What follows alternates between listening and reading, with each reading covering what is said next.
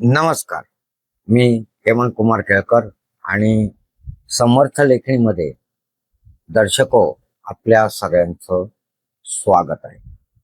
मित्रांनो, आज महाराष्ट्राचा शेतकरी हा अशा वळणावर उभा आहे जिथे त्यांच्या हातात काही एक उरलेलं नाही. बघा ना, जून महिना संपत आलाय, पण आभाळ हे कोरडं आहे, सोबतच उकाडा आहे, ऊन आहे. त्यामुळे उभा ऊस आणि केळीच्या बागा जळून खाक झाल्या आहेत. बर, ही सगळी जी परिस्थिती आहे ना, ही मानव निर्मित आपत्ती आहे. कारण शहरांच्या, गावखेड्यांच्या विकासाच्या नावाखाली बेसुमार झाडांची कत्तल झालेली आहे, जंगलं तोडली गेलेत. पण विरुद्ध दिशेने जर म्हटलं तर कागदावर सरकार आम्ही लाखो झाडं लावली, आम्ही जंगलं वाढवलेली आहेत, लावलेल्या झाडामुळे जंगलं वाढलेली आहेत, अशा प्रकारे सांगत आहेत. सोबतच जाहिरातींचा पाऊस पाडलाय. पण वास्तवात निसर्गाचं चक्र पूर्णपणे बिघडलेलं आहे आणि याची किंमतच आज महाराष्ट्रामध्ये किंवा देशात म्हणा बळीराजाला मोजावी लागत आहे. सरकार दरबारातून शेतकऱ्यांच्या तोंडाला फक्त पानं पुसली जाते किंवा खिरापतींसारखी तुटपुंजी मदत देऊन शेतकऱ्यांचा हे सरकार अपमान करत आहे किंवा अपमान केला जातोय. ग्राउंडवरची परिस्थिती मात्र खूप काही सांगून जाते. ती परिस्थिती खूप वेगळी आहे.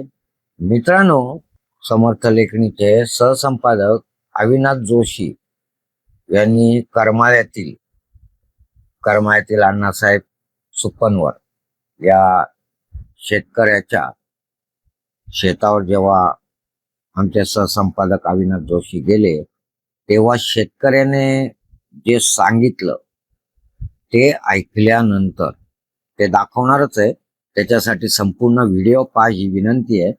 पण ते ऐकल्यानंतर तुम्हालाही प्रश्न पडेल की आपण कोणत्या युगामध्ये जगत आहोत.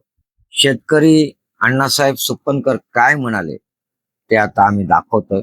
पण तत्पूर्वी शेतकऱ्यांसाठी आणि या सुपनकरांच्या परिस्थितीसाठी व्हिडिओला जास्तीत जास्त शेअर करा. समर्थ लेखनी चॅनल सबस्क्राईब करा. सबस्क्राईब शेजारील जॉईन बटन दाबून आम्हाला जॉईंट व्हा.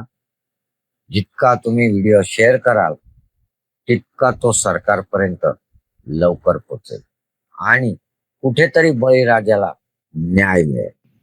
एक शेतकरी म्हणून माझी व्यथा मांडत आहे. कारण निम्मा जून महिना होत आला तरी मेघराजाने पाठ फिरवल्यामुळे शेतकरी हतबल झालेला आहे. माझ्या शेतातील हा ऊस पाण्याअभावी व पावसामुळे जळून चाललेला आहे. हातात तोंडाशी आलेला घास सुद्धा आज या निसर्गाच्या अवकृपेमुळे निघून चाललेला आहे. डोळ्यात पाणी येत आहे. इतकी म्हणजे भयावह परिस्थिती निर्माण झालेली आहे. कारण मे मध्येच पाऊस चालू होत असतो, परंतु आज जून निम्मा झाला तरीही पाऊस नसल्यामुळे शेतकऱ्यांचे डोळे ढगाकडे लागलेले आहेत. तरी मायबाप शासनाने ताबडतोब जळालेल्या पिकाचे पंचनामे करून शेतकऱ्यांना नुकसान भरपाई देण्यात यावी. कारण शेतकरी हा जगाचा पोशिंदा आहे, परंतु आज त्याच्यावर आत्महत्या शिवाय पर्याय राहिलेला नाही. कारण आज हातात तोंडाशी आलेला घास डोळ्यासमोर जात असताना डोळ्यात पाणी येत आहे. रक्ताचं पाणी करून रात्रंदिवस शेतीला पाणी दिलेलं आहे. त्याच्यामुळं आज डोळ्यासमोर ऊस जळताना दिसत आहे. शासनाने ताबडतोब या पिकांचं पंचनामे करून ताबडतोब शेतकऱ्याच्या खात्यावर नुकसान भरपाई देण्यात यावी अशी आमची मागणी आहे. मित्रांनो, तुम्ही आता जे ऐकलं पाहिलं तो केवळ अण्णासाहेबांचा आक्रोश नाहीये किंवा त्यांची व्यथा नाहीये, तर तो प्रत्येक महाराष्ट्रातील शेतकऱ्यांचा आक्रोश आहे. निसर्गाच्या लहरीमुळे किंवा लहरीपणामुळे शेतकरी पूर्णपणे खचला होताच, पण आता सरकारी अनास्थेने त्याला अधिकच पिचले आहे असं मला वाटतं. तुमचं काय मत आहे कमेंट करून नक्की सांगा.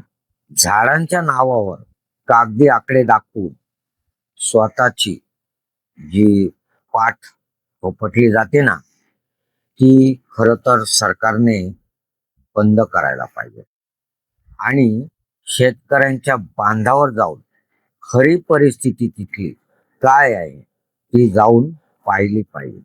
जर तुम्हाला ना सरकारला जर शेतकऱ्यांचा खरंच कळवळा जर असेल ना, तर हा खेळ त्यांनी थांबवला पाहिजे. नुकसानग्रस्त पिकांचे तातडीने म्हणजे ताबडतोब पंचनामे केले पाहिजे आणि हेक्टरी कमीत कमी ₹1,00,000 भरीव मदत जाहीर सरकारने केली पाहिजे. कारण जर ती केली नाही तर नुकसान आहे. सरकारला विनंती आहे, शेतकऱ्यांचा अंत पाहू नका. कारण ज्या हाताने पिकवलं जातं तोच हात जेव्हा उग्र होतो तेव्हा सत्तेच्या खुर्च्याही हलवण्याची तो ताकद ठेवतो. शेतकरी जागा नाहीये याचा अर्थ त्याचे हात उग्र होऊ शकत नाहीत असे नाही. मी जे आत्ता बोललो आहे, जे दाखवलं आहे, व्हिडिओच्या माध्यमातून सांगितलेलं आहे, त्याबद्दल आपल्याला काय वाटतं? सरकारने नक्की काय करायला हवं याबाबत कमेंटमध्ये नक्की कळवा. आणि हो मित्रांनो, सोबतच व्हिडिओला शेअर लाईक करून जास्तीत जास्त ठिकाणी पोचेल याची व्यवस्था करा. समर्थ लेखनी चॅनल अजून सबस्क्राईब केलं नसेल तर चॅनलला सबस्क्राईब करून आम्हाला जॉईन देखील व्हा. तुर्तास एवढेच. परत भेटून नवीन विषयासह. तेव्हा मी हेमंत कुमार केळकर आपली रजा घेतो. धन्यवाद. तुमच्या माझ्या मनातील विचार मांडते सांगते ती समर्थ लेखणी रे.